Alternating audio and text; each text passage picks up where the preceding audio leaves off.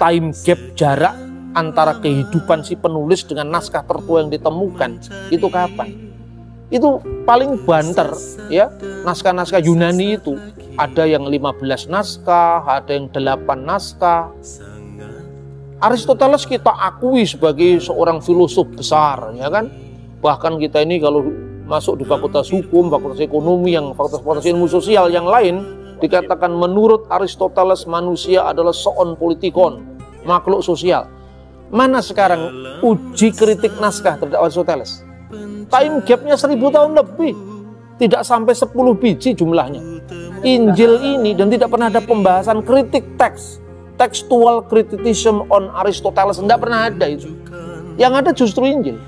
Kita memiliki naskah perjanjian baru saja, itu lebih dari 5.000 manuskrip. Dan bapak-bapak kita semua bisa bayangkan lah sekarang. Sebelum Injil kita bentuknya kodeks. Kodeks itu berjilid ya, itu kira-kira dari abad keempat atau akhir abad ketiga. Misalnya Codex Sinaiticus itu dari tahun 325, Codex Vaticanus dari tahun yang kira-kira hampir sama 350, Codex Alexandrinus tahun 400. Tapi sebelum Injil dalam bentuk kodeks, kita sudah memiliki namanya papirus. Salah satu papirus yang tertua dari kitab Injil itu berasal dari tahun 115 Masehi. Namanya papirus John Ryland, yang di kodenya papirus P52 karena disimpan di perpustakaannya John Ryland. Itu ditemukan di Mesir. Menurut catatan sejarah gereja purba, Yohanes itu murid Yesus yang dikenal dengan Yohanes anak Zebedius atau Yahya bin Zabdi, itu meninggal di kota Efesus sekarang Turki tahun 96. Naskah Injil tertua yang ditemukan tahun 115.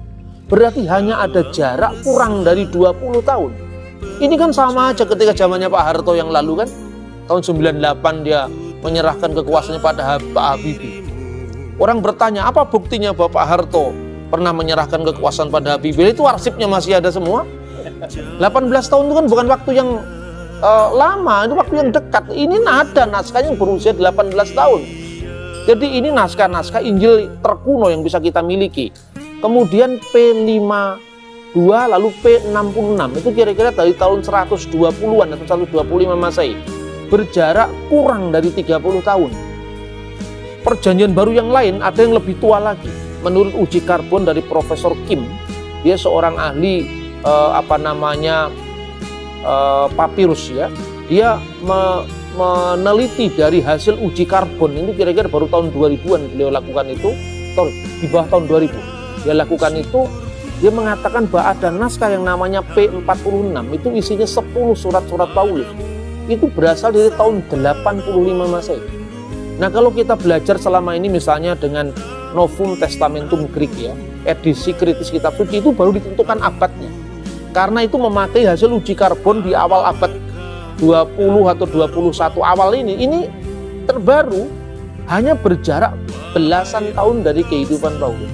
Sekarang udahlah, nggak usah ngomong Alkitab, nggak usah ngomong Quran, nggak usah ngomong Veda, nggak usah ngomong apa, ngomong sejarah saja.